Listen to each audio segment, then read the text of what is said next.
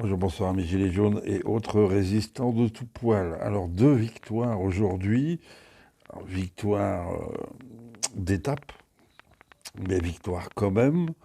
Une victoire russe, donc la fin définitive du bunker de Mariupol. Hein, la fameuse crème du bataillon Azov s'est rendue, y compris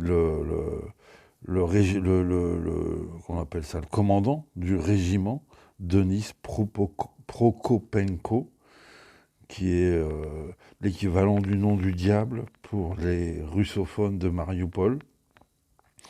Il s'est rendu et il a dû être évacué dans un fourgon blindé parce que la population voulait le lyncher. Et deuxième victoire, la victoire des Gilets jaunes. Victoire d'étape aussi, mais dans le cadre de la bataille des idées, elles sont arrivées à Cannes, nos idées. Et ça a fait râler un petit peu, mais force et honneur à cet artiste que je ne connaissais pas. Donc je vais te montrer l'extrait de son intervention au Festival de Cannes. Juste avant, te dire que, alors, par rapport à la victoire de Mariupol, d'abord, le général français, le chef d'état-major des armées, vient de reconnaître que les armées françaises appuyaient l'armée ukrainienne. C'est bizarre. Alors parce que là, quand tu dis j'appuie l'armée ukrainienne, c'est t'exprimes que tu combats avec l'armée ukrainienne. Hein, quand tu appuies militairement, et que c'est le général, le chef d'état-major qui le dit. Et alors c'est marrant parce qu'il s'appelle Burka, le chef d'état-major français actuellement. Voilà. Alors bon, je triche un peu, il s'appellerait Burkhardt ou Burkhardt. Enfin, Burka, ça lui va bien. Et collabo des nazis, donc. Et pourquoi il fait ça? Pourquoi il dit ça maintenant? Parce qu'à mon avis, il y a des Français qui se sont fait gauler à Mariupol. Hein, donc il est obligé, voilà, de commencer à reconnaître qu'en effet, on a des troupes au sol qui combattent avec les nazis et qui doivent être actuellement donc en prison russe. Mais la véritable, enfin moi, ce que je trouve le signe de la véritable victoire, je vais te le mettre en lien. C'est une vidéo de Christelle Néant du site Donbass Insider, qui est donc une journaliste française qui filme du côté des républiques indépendantes depuis plusieurs années, hein, pas seulement depuis 2 mois, depuis 3 mois. Et là, elle a fait un très beau reportage sur la réouverture d'une école à Mariupol. Voilà, pour moi, c'est ça la victoire, dans le sens où c'est pour ça que les soldats sont morts. C'est pour rétablir la paix.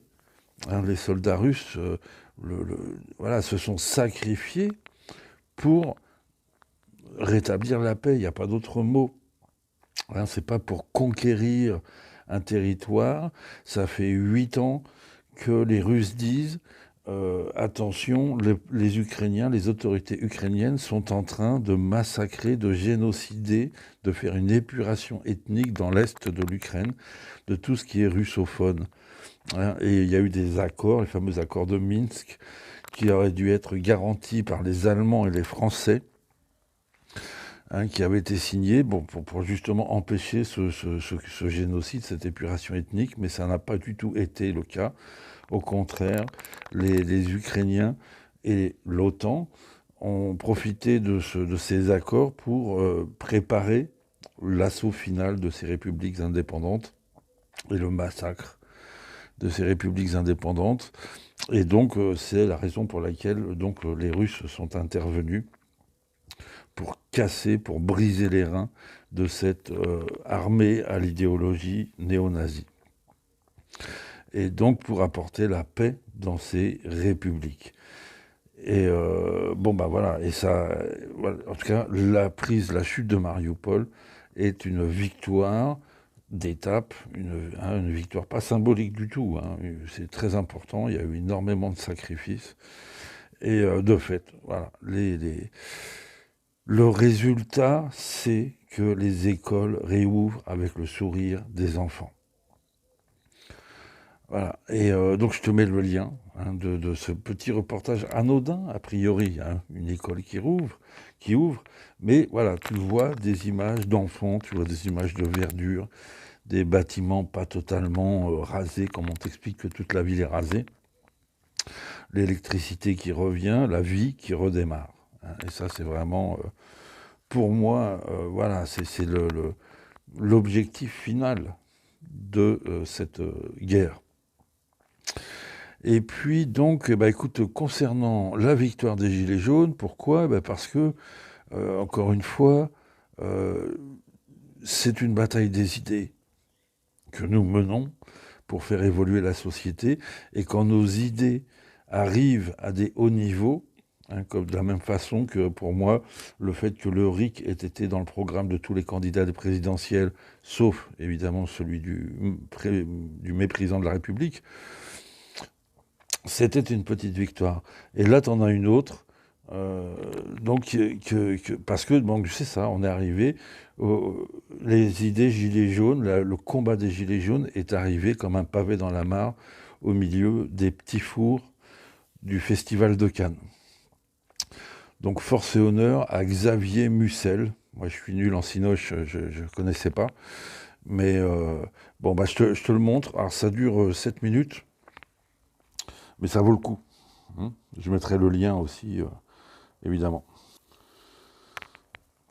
Alors, bien sûr, j'ai réussi à paumer mon pied. Voilà. Donc, merci au comédien Xavier Mussel, au Festival de Cannes, d'avoir une pensée pour les blessés du mouvement des Gilets jaunes.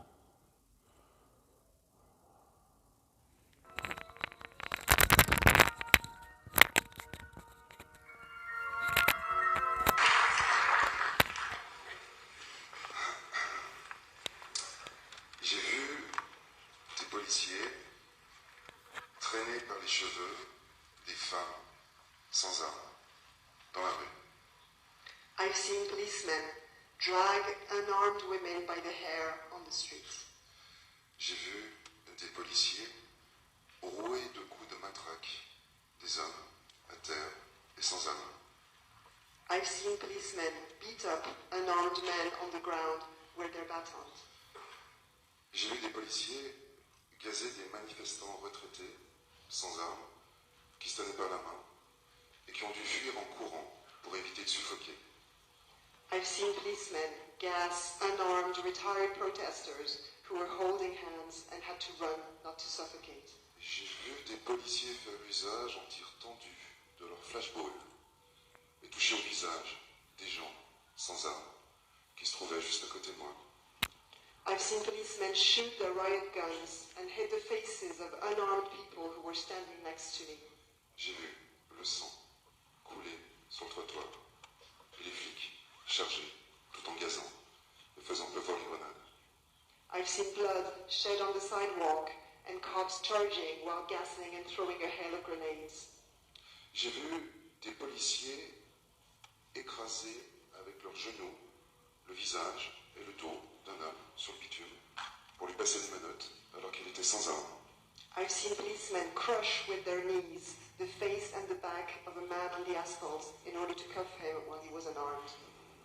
J'ai vu des enfants pleurer au milieu d'un nuage de gaz lacrymogène sur le marché de Noël que les policiers investissaient en lançant des grenades.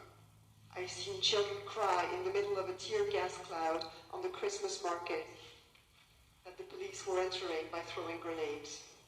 Et des anciens ministres demandent que la police ouvre le feu sur les manifestants. And ex-ministers are ordering the police to open fire on the protesters. Et des ministres réclament la condamnation de la solidarité humaine parce qu'ils ont décidé que cette forme de solidarité était contraire à l'ordre républicain. And ministers are calling for the punishment of human solidarity because they have decided that this form of solidarity was against law and order.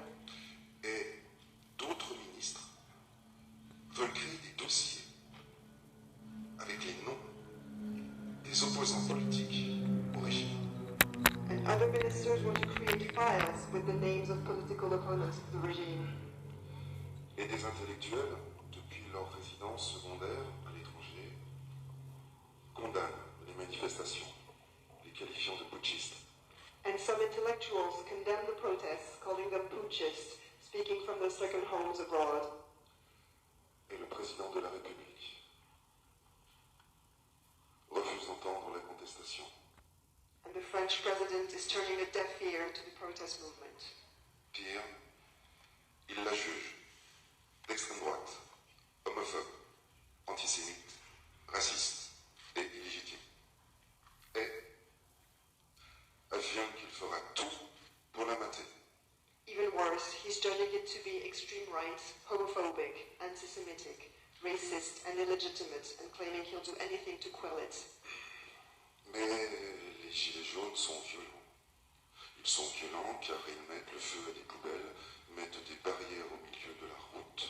But the yellow vests are violent. They are violent because they set trash cans on fire, put fences in the middle of the road, Et tapent à main nue des hommes formés, entraînés, surprotégés, qui n'arrêtent pas de faire des blessés à vie, and smack trained, experienced, overprotected men who keep injuring people for life on a daily basis. Les gilets jaunes sont violents parce qu'ils ne rentrent pas chez eux regarder BFM, consommer, bosser et payer leur crédit. The yellow vests are violent because they don't go home to watch 9/11 news channels. They don't just go back to work to pay their mortgages. Les gilets jaunes sont dangereux, extrémistes et haineux. The yellow vests are dangerous, extremist, and hateful. Alors, moi, je suis gilet jaune et je n'ai jamais été violent. Well, I'm a yellow vest, and I've never been violent. Je n'ai même jamais jeté le moindre petit caillou sur un flic. I've never even thrown the tiniest rock at a cop. Je n'ai jamais mis de barrière sur la route, ni mis le feu à une poubelle. I've never put fences on the road or set fire to a trash can. Mais très clairement, je commence à m'énerver. Parce que je n'en peux plus de voir toutes ces horreurs que la police et le gouvernement commettent. But I'm getting mad because I can't stand to feel the horrors perpetrated by the police and the government.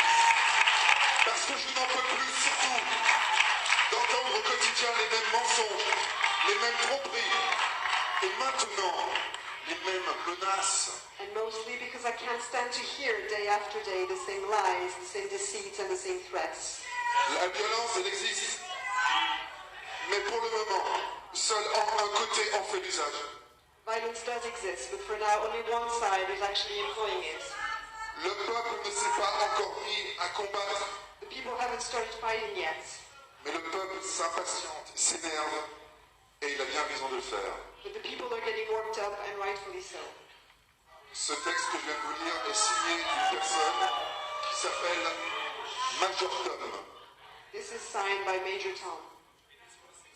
Nous, collectif des sous-marins jaunes, demandons la libération des prisonniers, l'indemnisation des nombreuses victimes de la répression, l'annulation des amendes et condamnations pécuniaires et l'interdiction du LBD 40. We, the Yellow Submarine Collective, demand the liberation of prisoners, the compensation of the many victims of repression, the cancellation of fines, and the banning of non-killed riot gangs.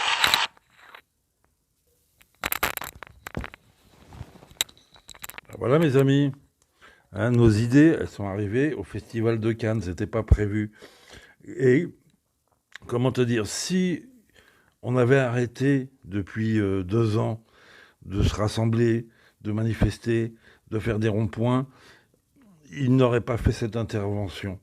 Hein. C'est parce que nous continuons d'être là tous les samedis que le mouvement survit et voilà, et emporte des victoires, des idées, que ce soit à des élections, que ce soit dans des festivals, et ça n'est pas fini. Donc vraiment, il ne faut pas lâcher, comme il le dit à la fin, quoi, pour les prisonniers, pour les blessés et pour arriver à atteindre des revendications légitimes, donc telles que la fin, le retrait du LBD pour la gestion des manifestations de citoyens. Voilà les amis, et donc je te mets le lien de l'ouverture de l'école de Mariupol. Allez, à très bientôt, on lâche rien.